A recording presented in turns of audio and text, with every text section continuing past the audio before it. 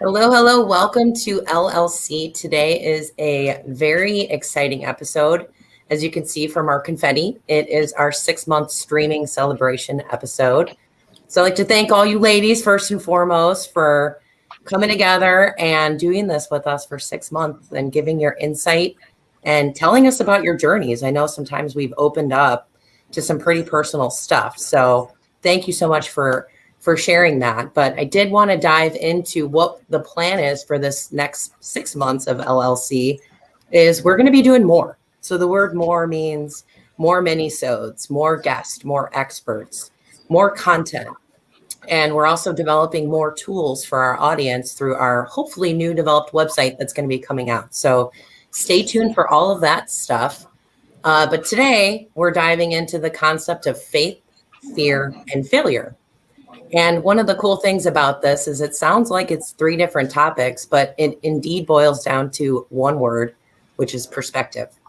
So this episode is going to dive into those 3 big words, but you will see how they align and push all these panelists to have a certain perspective in order to work towards mastery in their field. So I'd like each one of you to introduce yourselves to the people listening today. Sharon, would you like to start? Go around. Yeah, I'm Sharon Siar. I have a new business. It's called Saving Our Sisters. It's a consulting firm to help women overcome some of their fears and problems that they're doing in their life. They're going through in their life. Kristy Knichel, President CEO of Knichel Logistics. Hi, thank you, Nicole, again for an awesome 6 months. Liz Wayne, founder and president of Able Transport Solutions. Hi, everyone. Happy to be here on our 6-month anniversary. I'm Charlie Saffro with CS Recruiting. Happy anniversary as well. Blythe with digitaldispatch.io and also Cyberly on Freightways. Thank you, guys. And I don't know if I said it, I'm Nicole Glenn, the awesome moderator today. I always love being in the spot. So as one of the things Charlie pointed out too is overcoming your fear of doing it. So it's a constant, every time we go live, that button goes and I'm like, So it's one of those things that you got to overcome and do. And so these are some of the topics that we're going to talk about today, as well as talking about the concept of fear of even starting a show like this and how to overcome those concepts to put a great panelist together to keep delivering that content out to you. So I'm going to dive right into our first question, which really touches on all 3 of those words. It's fear, faith, and failure are all the things to help us make decisions, create new ideas, wipe away old concepts, and reform ourselves into different beings, leaders, parents, and spouses. If you guys had to pick one of those to be the most impactful in your life, which one would you pick and why? That's really hard for me because they all do go together. And I really like how you boil it down into that one word perspective. But I think, we fear failure, but we usually overcome that fear by having faith. So whether it's faith in yourself or a higher power or faith in your team, they really are, I don't want to say a vicious cycle, but it is everything that, we base our decisions on and how we live and operate as humans every day. So hard for me to pick one because they're all in this pyramid for me. I don't know. I was going to say, I don't know if anyone else has insight on that. I would say probably failure is I don't want to say my favorite one, but it's definitely the one that I learned the most out of because I'm a big believer in that you don't learn until you lose money. And usually if you're losing money, you're probably failing somewhere. So I'd probably gravitate more towards that one out of the 3 if I had to pick one. For me, I would say mine is fear because I had to overcome multiple fears just to even have the faith that I could succeed, and then have failure come upon me after. But then having that fear first and overcoming it helped me get through that failure, if that makes sense. So we'll talk a little bit more about that later. For sure. Yeah, I feel the same way. Fear has what's driven me to overcome so many issues. in my personal life, in my business life. And I think fear, you're afraid because you don't want to be vulnerable. And I think that's what scares me the most. But once you overcome it, you realize you didn't really have anything to fear at all. You just had to take the leap and just do it. And that leads right into the next question, Sharon, is like, how has fear constructed yourself, like to where you are today? And you just pretty much answered that. Yeah. You know, and it's one of those things that I would love to hear some more feedback from someone else in regards to that. Like, you look at where you are, right? And how did that help make that happen? I would love to answer that. I feel like it's constructed me because, you know, the fear of losing your business, fear of disappointing people who depend on you, customers, employees. That was like a strong motivator for me to overcome my fear. You know, you can say I was fearful of speaking, but I've pushed myself to take on speaking roles and put myself out there, and that has led to even more success and recognition. You know, eventually that fear falls to the background. And as a leader, I manage my fears because the people depend on me and I have to be strong. However, I still need a shoulder to lean on and a strong network behind me to help me get through that as well. So as leaders of companies, what are the different things you guys do to manage those fears from not creeping up and getting you on a daily? So I've got something here, and you know, it kind of applies to the business side and the personal side. I don't know what the opposite of fear adverse is, but I mean, I am on the opposite end of the spectrum. My motto is like always all in, you know, and that's on the business side. So I think on the business side, I have been pretty good about setting fear aside and making the leaps necessary. But I did have somebody turn me on to a trick that I want to share with you guys. And it's helped me a lot on the personal side. But, you know, I've got a sophomore in college. And so about 3 years ago, you're putting keys into their hand for the first time, knowing how inexperienced they are. And then you pack them up and you move them into the dorm rooms, still knowing how inexperienced they are. And I would say that those two events have brought on more fear in me, you know, than I've had ever. And one of the tricks that somebody taught me that I do, and I think Stephen Covey made this really popular on the business side with the 7 habits, but begin with the end in mind, right? So you first have to visualize it. And so one of the things that somebody told me to do was come up with my vision of myself and my son after I've worked through this fear. So my vision, it's the same. I've had it for like 3 or 4 years now, and I go to it at least weekly. And it's him at 30 years old coming in the front door, carrying my grandbaby in a car seat, and he's made it. He's experienced now. And so, you know, I think that that's a real popular concept in business, again, you know, because of the book. But it really applies on the personal side too. And so anything that you're fearful of, I just really come up with your mental picture of what no longer being fearful looks like. And it helps you reset, because fear is a liar. And the only thing to fear is fear itself. So when your brain goes to that place, have something to snap you back out of it. It's been extremely helpful for me.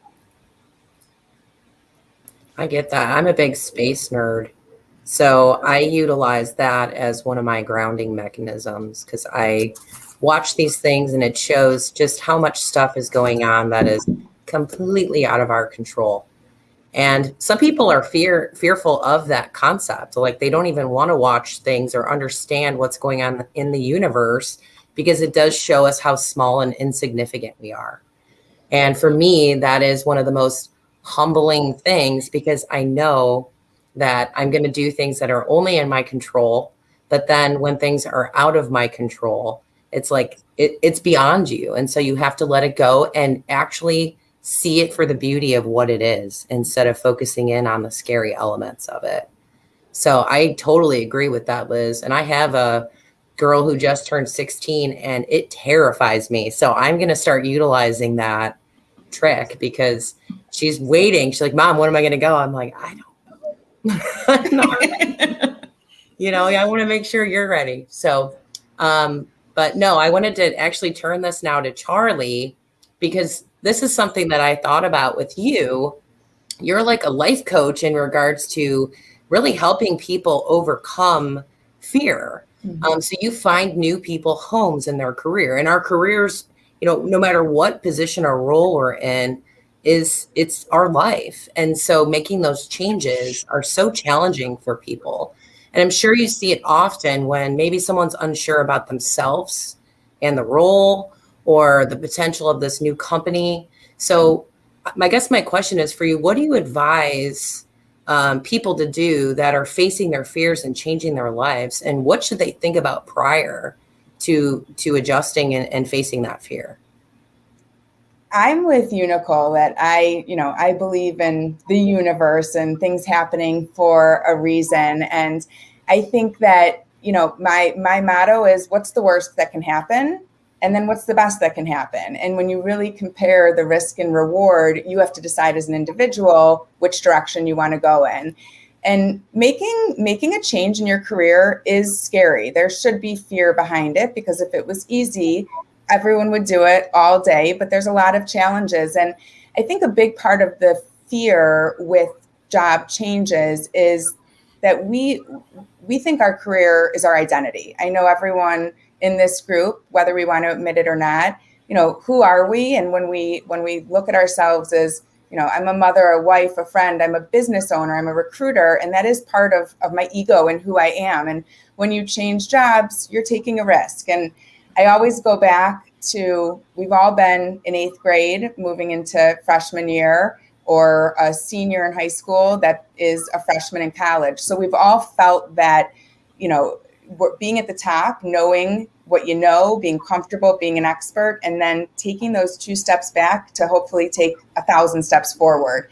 And I encourage candidates to really think about what's the worst that can happen, but what's the best that can happen. And if you're motivated, the best is the direction you want to head in. So it's way beyond a financial, stability. It's, again, all wrapped up. You're fearful of failure, but if you have faith in yourself, then you need to proceed. And I think that faith component is what people are usually lacking. And it's really just around, they don't have the self-esteem or the confidence, but they should. And they're on this path for a reason. They've made it to the second interview. They've received an offer from another company because they proved themselves. So now it's really time to take the next step.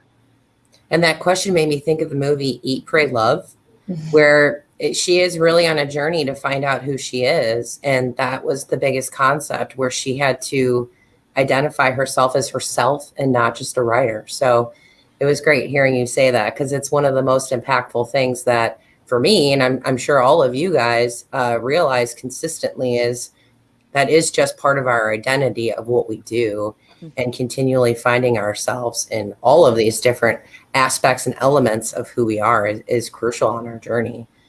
So I did want me to lead into the next question. I know you pretty much answered that, Charlie, but I don't know if anyone has any advice for people who are making these steps and these advances in their career when they are trying to get ready. And there's this fear, and we hear it often, that people don't want to go into that next bigger role, not because they're scared of it. What they're scared of is that they don't feel that they're ready to do it. So I would love to hear what you guys have as far as a piece of advice for maybe someone who's entry level, getting into jobs, or trying to make that management change or climb, or even jumping into the concept of owning a company. Yeah, I would say, Charlie hit it on the head. I mean, while it can be an intimidating situation to walk into, always remember that you are there for a reason. Fear can be so overpowering, that you doubt your own abilities and strengths. I did the same thing to myself for many years, and it took a long time.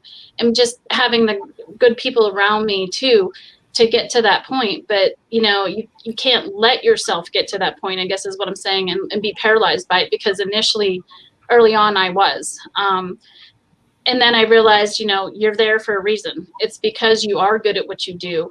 And you must remember, that, and have your confidence to move you past that fear. And, it's more of a mental thing than anything else. So I just feel like, just keep telling yourself you got this, because you do. And just put your all into it, because if you don't, no one else is going to do it for you. Yeah, I think too, you need to put yourself around positive people, the right people that will push you and tell you the truth. Where do you need help?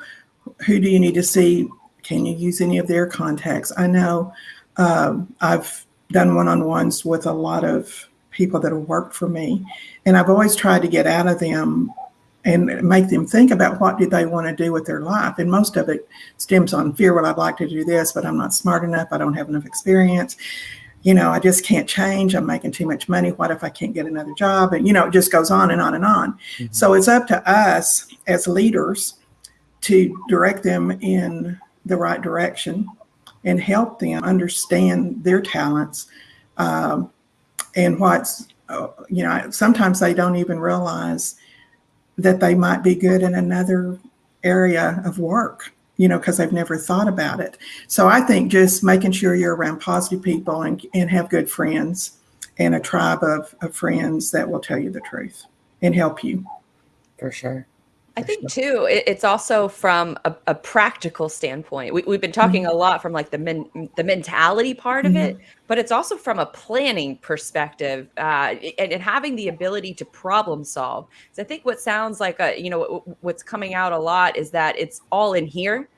And once you get it out of here and get it into a Google Doc or get it onto 1,000 Post-its like what I have all over your desk, then it becomes a little bit more of an organized chaos plan of where you believe it's going to go, the goals that are going to come out of it, how are you going to execute those goals. And I think that taking it out of here and putting it into practical steps of how you get there is probably one of the more important things, because what is that saying? If you fail to plan, or I'm blanking on that, whatever that phrase is, but if you fail to plan, then you're not gonna have a good time. So I think that getting it out of your head and getting it on paper is an important takeaway too. I agree, because it creates that floater mentality. I don't know if you guys ever suffer from this. When I don't know what my next step is, regardless of what it is, I just moved into a new house and it's smaller than what we were living in. So it was like chaos, right?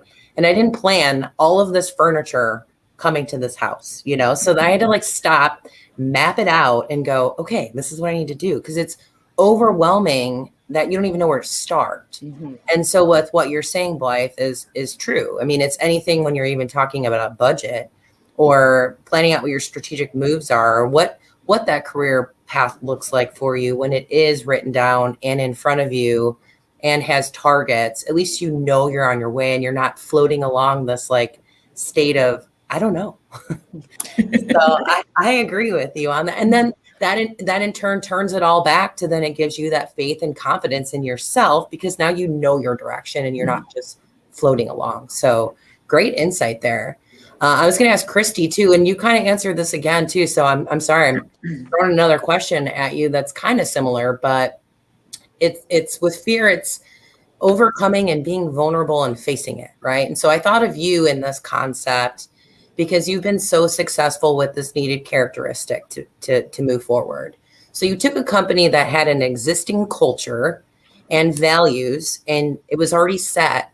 And it's what type of advice would you give new managers? Because that's scary stuff, right? What advice would you give new managers that are walking into that same scenario to overcome that fear of, okay, this is a locked and loaded type of situation? And what would you say to them on how to make that adjustment and to overcome that fear of change?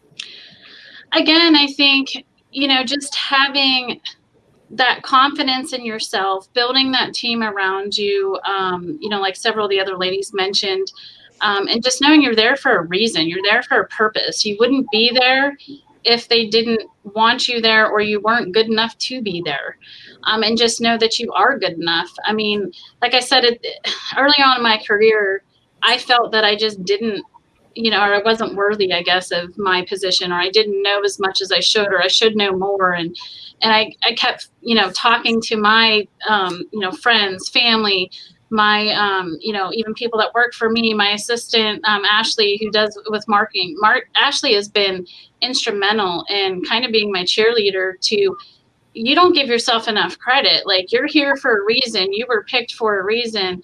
And it's just getting that out of your head, like Blythe said, doing the work, having a plan, and just know that you will make it to the end of that plan if you just stick to it. And I have built my confidence up over the years just by having those good people around me and constantly bouncing things off of other people, and then realizing, like, I'm not as bad as I thought I was. And, together again with everybody talking about these same things, having the right people, it's just hard to explain because I know that I've been through it, but it's been a very rocky road for me. And a lot of people have been part of that journey and making me feel confident in the work. But I almost felt like because I didn't feel that way, it gave me the ambition and motivation to prove that I could actually do it. It made me work harder, knowing that I'm in this role. I better not let down my people, not let down, the families that work for me, including my own family. If it didn't succeed, or if I didn't succeed in this role, no matter what it was going to affect not just me and my family, but other people. So I think having, that vision, going back to Liz, having something outside to look at, looking at the future, your family, how that's going to affect that situation if you don't put your all for it. And again, I still feel like that's what drives me today. We have 52 employees, and I have to go to bed at night knowing that decisions and things that we're making are going to be the right decisions, and having that team collectively work together. And it's not just me, it's a team of us doing it. So it's a lot of different things, but just know that you were there for a reason. Everything happens for a reason, and you have a purpose. So just make it through that, and it'll build your confidence. Well, you were talking about depending upon others. So it's like having faith, Yes. in what the process is and what we're doing. And when we speak on faith, our concepts come back to the idea of self-belief. And without self-belief, we struggle to take these big leaps in life. So with anything that we do, we have to have this concept of self-love and empowerment to ourselves, but to make sure we're not limiting ourselves. So faith is from oneself, and it comes from within, and it's created by our own perspective. And so it leads into these next concepts. I did share this article. It was a great one that I had read from Tony Robbins, who I do love some of the things he has to say. And this was about 11 ways in believing yourself. And so those links are actually in the comments, but I just want to read a short passage from one of those that he talked about, which is number 1 on the list of changing your perspective. And so it says, at the core of self-belief is realizing that you and only you are the driver of your own success. This is where personal power is built, in claiming agency to overcome challenges in your life. Believing in yourself isn't about, this is my favorite part, uninterrupted success. It's about the ability to move from failure quickly. So again, it's tying all of these things together. But to do that, you must change your perspective on failure, Tony has said. I've come to believe that all past failure and frustration were actually laying the foundation for understanding that have created the new level of living of the life I enjoy now. So again, I did put that link in there, but it just kind of went to the next questions for you guys of like, how do you cultivate the faith from within to know that you're headed down the right path? Well, with me, I feel like it's been a lifetime of experiences. In my background, y'all don't know too much about my background, but I've been married twice, both marriages abusive. And you wonder, why do you go through these things? And so what I have come to learn throughout the years, and that's why I'm single. I've been single for 20 years because I don't have faith enough to trust myself to marry somebody good, because I went through all that and I've overcome that, but I certainly don't want to go through that again. So, but I always feel like Charlie says, if something's out there in the universe, we all have a purpose. So in the last few years, I've been searching for my purpose. Well, for my new business, the faith I have going into it is it just keeps coming back to this. When I get quiet, I talk, I'm thinking about, well, you've been through this and you've been through this. You should be able, you went through it because you need to speak out about it and help others get through this because you survived it. So my faith comes from within, overcoming failure, fear.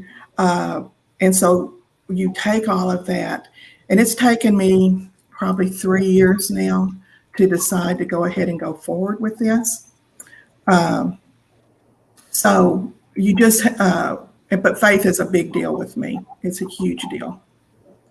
Sharon, it's really interesting, your path, when I compare it to mine, because I think there's a big component around faith and failure and fear when you're just being yourself, or when you're actually asking for money to be yourself, and it turns into a business situation. And where I'm going with that is, when I started recruiting, I was a corporate recruiter. I had a salary, I had goals, I had quotas, I delivered. When I decided to go out on my own, it was really hard for me to believe that people would pay me for something that was my pleasure to do and my pleasure to connect people. And when there's no money attached to it, what's the worst that can happen? If you try and set two people up and they don't like each other, or you send someone a resume and they decide not to hire them. All right, it was a courtesy. I was just, wishful thinking. But when there's a price tag on it, that's where you have fear of failure, and you have to have the faith in yourself. And when I started out, it was really, I don't have a product. My service is finding people, evaluating people. The tangible thing I exchange is someone else's resume. And, I give a lot of thanks to my husband, because he really coached me up, and he's like, can other people do what you're doing? That's where you're different, and you have a right to charge a fee, because people can't replicate this. And I know companies can go out and they can find a person or another person, but the fact that we can do it on a volume, the fact that we know the landscape so well, we can do it, at the drop of a dime, that's when it becomes something of monetary value. So that's something I think about a lot, is like, what are the things I do, and why am I not scared to do them when it's just me being me versus when I'm actually asking for money in exchange? And I know we're all in the same boat there, that's our livelihood, is our business, and you can't have a business without revenue. So you were doing all that before you asked for money. Now you just have really leveraged it, as you should. You have the right experience, and you own it. So. And thank you for sharing that, Sharon. It's very insightful. Thank you. For sure. And it goes back to that same question, because I had the next question for you too, because I knew that faith was a big part of you, Sharon. So like you had said, that you are new to this business world again as being a business owner. So you've been in it for a long time, helping other companies establish who they are. So you had to take this new leap into ownership. Yeah. And what was it different this time that helped you identify that you were ready to take that leap? Because I know you've done it in the past. I have. Yeah, but taking that again. Well, you guys have been a big part of that, talking to me and kind of put it in my ear and I took that as part of the universe telling me, okay, you've put this off long enough. Let's go ahead and do this. So I went out and I talked to other people. I prayed about it. I mean, faith is very important to me. And we all have this inner voice that we ignore most of the time. But I've started listening to it. And so if you can get quiet and I listen, it kind of gives me the next step to go, to go to the next step. So that's how I've done it. And so I try to stay very positive, and I know, and I trust, and I believe that I have things to offer. My life isn't over. My purpose isn't over. I'm not put on this earth just to breathe air and take up space. I'm here to make a difference. So that's my faith pushed me into that. So starting this new business was actually easier than I thought it was going to be. It was much easier than the last time.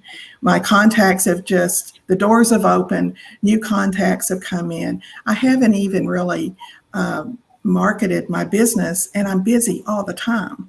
And so much so that I need to stop and take a break and get organized so I can make it not so helter-skelter out there, but to get focused and go in the directions that I want to go. But it was the best decision I've made. I'm looking forward to it. I'm excited about it.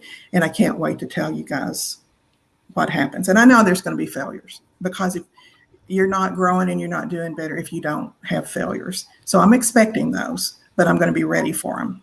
And we're all here to support you 110%. For sure. And that's where that fear changes, because you've already had those experiences and you've dealt with some of those things in the past. So those become not as big of a deal, Yeah. So, yeah. Liz, I wanted to ask you this question. I know I'm kind of putting you on the spot here, but going back to that roundtable question, I feel like this could be something that you could really answer too, is, how do you cultivate that faith to know that you're headed down the right path? Sharon mentioned that inner voice that we all have. And I think we have two. I think we have the one of fear and we have the one of faith. And so we have to fuel the right one. Like I mentioned before, when I find myself in a mentally fearful place, I have to reset, which I've used that trick for. But really, to cultivate the faith, Sharon also hit the nail on the head. It's built over time, and it's built not only through successes, and Kristy mentioned when you get into the business, and, I think most people who've achieved a certain, level of success have some sort of imposter syndrome. And we all have to deal with varying levels of it. And so I think that all ties together. Like, I think not only success, but also survival after failure and during failure.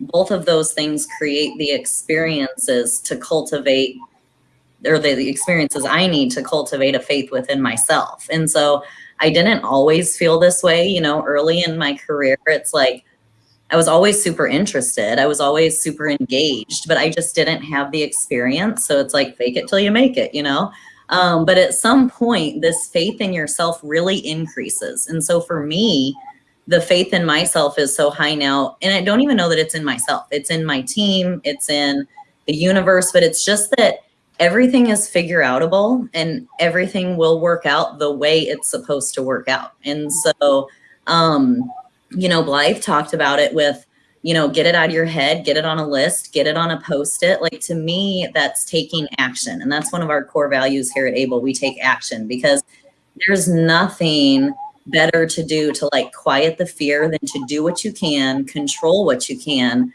through action. But really, I think cultivating the faith to get through the failures and the hard times, just comes with time. And it comes, through failure and survival as much as it does success. And you kind of need both of those things to come together to build your confidence. I know for me, every challenge the business goes through, they get easier because of just that one thing, that my faith in everything being figure outable is just much higher than it used to be, because I've figured so much out, I think for me is the calmness that's come from that, because you constantly go through these peaks and valleys within your company, within your personal life. And people have said to me, like, how are you so calm? And I'm like, because I will figure it out. There's no other way. I'm going to have that survival peace. Yes. A feeling of peace that when you really have faith that things are figure outable and everything will work out the way it's supposed to work out, it brings a peace that really puts you in the mental space to make the necessary decisions at that time and all of those different things. The peace is Yeah, and it's totally a product of experience, of having been down this road before and making it to the other side.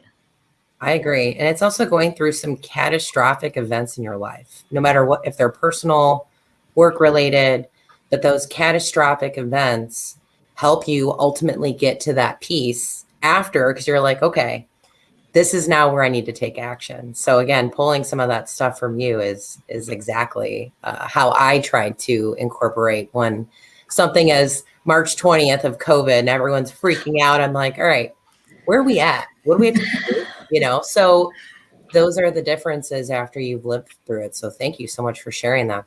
That is great insight. I did want to hop on to the concept of this podcast that I listened to. So Natalie Mathis is one of our minisode panelists. She's actually the host of it quite often. And she is always learning. She's always applying herself and bringing some great things to share. And so she shared a podcast with me. She loves Brene Brown, and I do too. So I listened to this, and it was a discussion that is completely on failure. And it was an author, and her name is Dr. Sarah Lewis, and she spoke with Brene Brown. And it was in regards to her book that's called The Rise. I did, again, in the context, share this podcast through Spotify. If you guys have time and you're just driving and you want to listen to something or you're at home, it's very inspiring. It was great. I took so much out of it. So one of the things I did pull some quotes out of this, and she talks about failure being in the heart of really every subject that we go through. But what was interesting was she said, the word failure is imperfect. Once we begin to transform it, it ceases to be that any longer. The term is always slipping to the edges of our vision, not simply because it's hard to see without wincing, but because once we're ready to talk about it, we often call the event something else. Again, I was like, okay, a learning experience, a trial, a reinvention, and it's no longer the static concept of failure. And so, I mean, that have been woven throughout my life, personally and professionally, when I look at failure at the time and beat myself up over it. And I'm like, wow, look what I've done differently now and reacted. And it just changes this whole concept of who you are and what you're trying to do. And so she goes on to talk about, and I found this to be really interesting too, the term failure is something that we've adapted. It was actually a term that was designed for bankruptcies in the 19th century. So it meant dead, no longer able to go on. So when we say failure, that is not the case. We're able to still go on and continually have different parts of our journey after that failure. So she talks about how adapting that word has come into, normal human life and different life situations. So then she continues to go on to this concept that after we have failures in life, we should take a moment to really look at this blankness. And what she says by that, these are expanding vistas that come from failed experiences. It shifts our horizon after we encounter a situation that can lead us down different paths and begins that creative process again. So I don't know about you guys, but after something goes wrong, it's even, again, with that COVID concept, you need to step away. For me, I do, and really appreciate that blankness so that way I can get that creative juices flowing again on what can I do? How can I solve this problem? How can I overcome this failure to move forward? So it leads me into this question for you, that after a failure, how would you guys embrace that blankness to not feel terrified to receive feedback, to wipe that slate clean again and reimagine yourself or this situation anew? So I don't know how do you guys do that after something's gone wrong? What's a tip, or how do you guys approach that? I think for me, I went through this about a year ago. I launched a new site. It was called Freight School Playbook, and it was going to be a membership-driven site to teach people in the trucking industry how to create their own content, create their own website. I did all of the things that I thought I should do, and leading up until the launch, got great press and got interviews, did all of those things, but the sales didn't come through the door like I thought they were going to do. And when I closed the membership, it was only open, you could join for a week. And then I was going to close it because I wanted to do a trial run with the initial members first. And it was a fraction of what I thought the amount of people that would join. And so it was a thing for me as a marketer to say, I did my role. I did my part. Why didn't the sales come through? And it was a chance for me to take a step back and dive into, why didn't my ads work? Why didn't people sign up like I thought they did? And so I really put in the time, and this is months over time, that I put in the work to learn more about online advertising, to learn all of the things that I did wrong, to learn about and talk with my customers and to talk with my leads and have those conversations, do all of the things that I now say you should do because I didn't do them a year ago. And so now that's an active part of my business practice, is to have a conversation, multiple conversations with customers, figure out their pain points, and then develop the product around that, not the reverse. And so that was a very difficult lesson to learn. And now I've brought all of those courses that I was selling before, I brought them all into my main site, Digital Dispatch. I brought them there and I offer them for free now. And now that is one, because of all those hard lessons I learned and just saying, okay, we got to scrap this idea and bring it full circle. Now that is the number one way of how I'm getting new clients, is because I'm giving those courses away for free. People are getting introduced to my, my teaching style and developing those relationships with people before I ask something of them without giving them something first. Don't you feel like, I feel like it's very rare for a business to succeed without failure in the beginning. You're very lucky if that doesn't happen to you. And so you just take that and you learn from it and you build like you did, Blythe. You learned your lessons. You made it better, bigger and better, and now it's great. And if you hadn't had that failure, you might not be where you are today. Very true. Very true. Learned a lot of expensive lessons. Go ahead, So go ahead, Charlie. I was just say there's a quote that failure means you're in the game, and that's where you have to look, a situation like that, Blythe, you created an opportunity and it was all about your perspective. But the fact that you had a growth mindset, you knew that there were going to be, some roadblocks along the way. But if you never would have done it, you never would have failed or had the fear of failing. So, fear it's just opportunity. It's just the way we look at it and how we act upon it. Keeps you on your toes. It does. It does. Well, I want to share a story with you all because I had a pretty significant failure that I learned tremendously from back in 2013. I had a gentleman running the company at the time that had more experience than me, knew more about the financials, and kind of just let that in his hand. And he did his thing, I did my thing, which I don't think I truly knew what I should have been doing completely back then. But when I figured out what was going on, and we had to cut 18 people from our staff, and I had to fire the accounting team, the controller, and the COO, that was a huge turning point in my career, in my life. I would never want to ever be in that position again. And what that made me do was I had to learn the financials and the P&L and everything I didn't know because I trusted someone else to do it, not realizing like I had to know all of this stuff.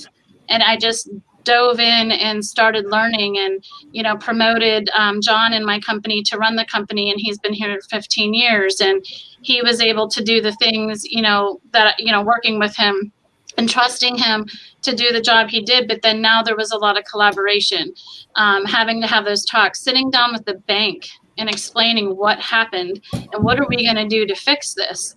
And I think that's where then the faith came in. We can do this. We have to do this. There is no other choice.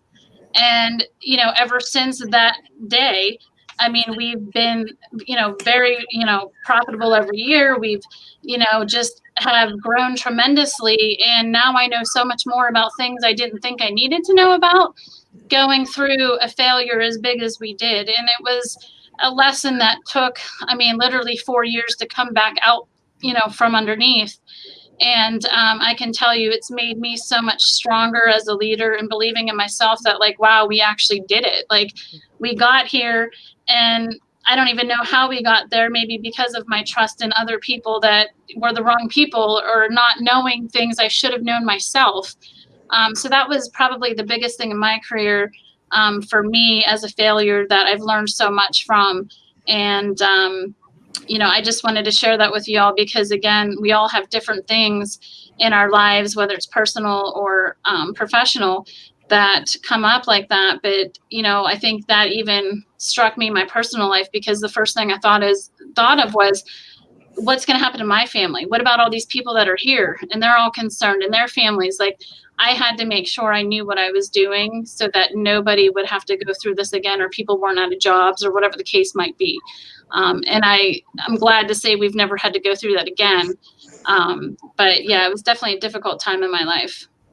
For sure. And I think learning is a really good source of creating that faith and overcoming that fear. And it's not being a subject matter expert on every single thing within your company or your role, but having that concept to continually learn and get better and talk to others and look at situations that you've been in your past, help you navigate through things like that. So, I mean, big failures are probably, for me, I've had quite a few. I think that's normal. Just being vulnerable enough to say that. And then how do you get through that, and how do you take those next leaps? And so that's awesome, Kristy, that you were able to navigate through that. And it, again, creates that faith for the next time or whatever the occurrence is. And it just does this awesome triangle of three things that make you move forward. So thank you for sharing that, for sure. Kristy, I just have a quick question for you. Since I've known you, you strike me as a person who has a growth mindset. Like, you see opportunity, you always want more. And that is, a huge compliment. If you didn't go through that experience, do you think you would have stayed in like more of a fixed mindset and kind of lost the opportunity to experience the growth and the success you've had because you would have left things status quo? Like, do you ever reflect back, what if that didn't happen? Yeah, honestly, I don't think so, just because I knew there was other stuff going on behind the scenes with some people. If changes weren't being made with management, in general, and people that were making bad decisions, other good people were going to leave. So, regardless, I say thank God I knew that I had to do something no matter how hard it was or how difficult it was. Unfortunately, when I knew that, I was still fighting with the situation with my father because he was still majority owner of the company at the time, and having to navigate that piece of it and making decisions that, had to kind of go through him. And then I had to kind of go out on my own and say, you know what, the company's not going to be here if I don't make these decisions. So even if that didn't happen, the other decisions of some people still had to be made regardless. That just was the tip of the iceberg, I would say, in the scenario that pushed it along. So you had to create faith in yourself with almost being vetoed and being brand new to the position. You still had to cultivate that and bring that forward to do something, and it paid off. Yes, so that's absolutely. Awesome. Yeah. It's crazy how these words keep all intersecting. It's really cool. So Liz, I did want to ask you, I have a question for you.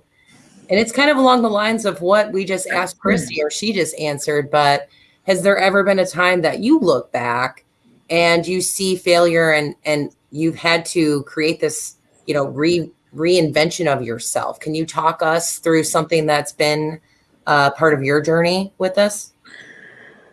Oh my gosh, so many failures.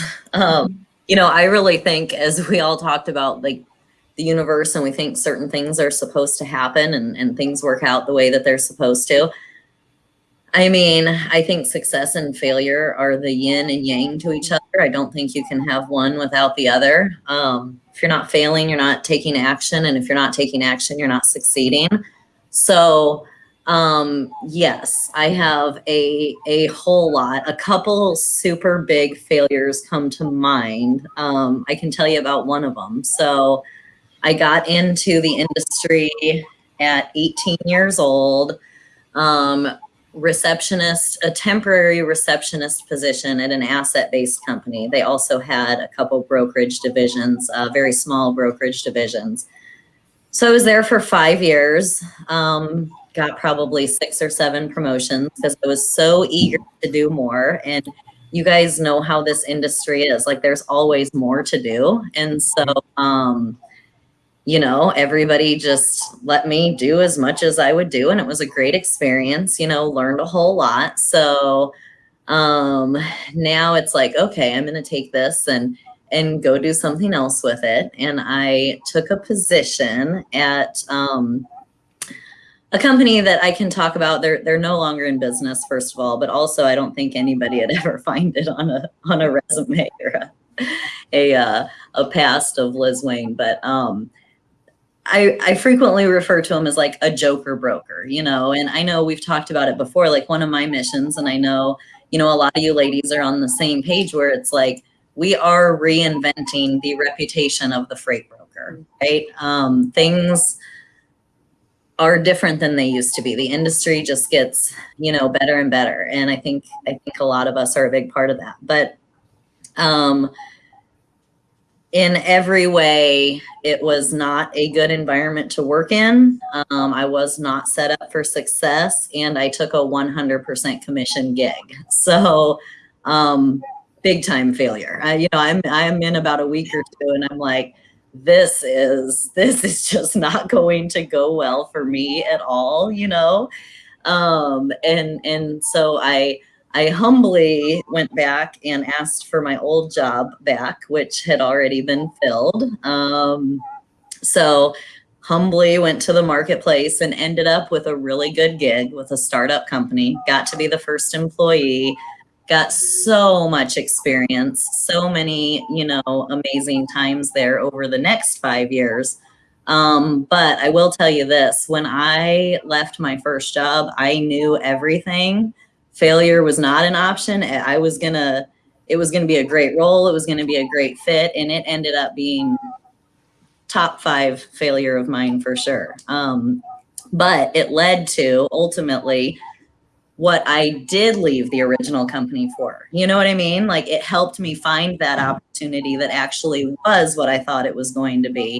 So I wouldn't have got there, you know, without a little detour. I understand that. I have an 11th month job on my resume. So, and that was never really my style. I was like you, all in on everything I was doing. And I left my home, you know, to try to go do something new, and then realized, like, I'm ready to do this. Mm-hmm. So I needed that almost failure of thinking I could do something different. I mean, it was not even freight. It wasn't supposed to be for a minute. It ended up being, but, and then it actually propelled me forward to actually find the faith to jump and start Candor. So it's funny how that stuff happens, and you look back and you go, if I wouldn't have done that, what would have happened? You know, that go through life concept. So I'm going to end this with one last question for you guys, just tying this all together in regards to why is it important for you to believe in yourself? Who else will? That's a great answer. I think Barbara Walters said that years ago, and it's always struck with me, or it's always stuck with me, because I was always nervous. I'm great at creating content, but I didn't want to share it with anybody. And she said on a show one time, if you're not proud of your work, why should anybody else be? And I think that's a big moment, that it was a light bulb moment for me. It's like, just share it. Just start putting it out there, and just start putting yourself out there. For me, it's setting the right example. I have 5 granddaughters, and if I don't have self-confidence, why would they have self-confidence? So to me, it's the people that I'm around. You have to make the right decisions, or at least the best you can at the time, and admit when you're wrong. but just have good integrity and self-confidence. And that's why I do it. When you asked the question, Nicole, it immediately made me think of some Garth Brooks lyrics. Do what you got to do. But one of them is, there's nobody in the world that's going to do it for you. So, I mean, ultimately, that's what it comes down to for me. You know, one life, one go round, do it. Try it. You never know what will happen. Mm-hmm. Yeah. Roll the dice. Well, awesome. Thank you guys so much for taking the time on our, celebration episode. I'm really excited to see what the next couple of months bring us to with all these changes that we're going to do. But I did want to say this next month for LLC, we're planning to focus on finance. And it sounds like a boring topic, right? But it's not. We're going to have a couple of mini-sodes that are focused on how should we be saving? How should we be investing? What are the different things that we should be doing and looking at ourselves personally, and then tying that into the concept even for the main panel of the show. We'll have two experts come on for the mini-sodes and giving different perspectives on how women, it's based around women, should be focused on creating more for their selves and their future. So look forward to those dates. We'll have some content coming out and introducing the two different mini-sode leaders that will be talking with us as guests. Along with Natalie Mathis. And then obviously the big show is going to be on finance too. So we are diving into what that topic could boil down to, but I'm sure it's going to be great. You'll see some content in regards to that. And I hope everyone else has a great rest of this month. Thank you. Thank you. Thank you. Happy anniversary, ladies. It's been great.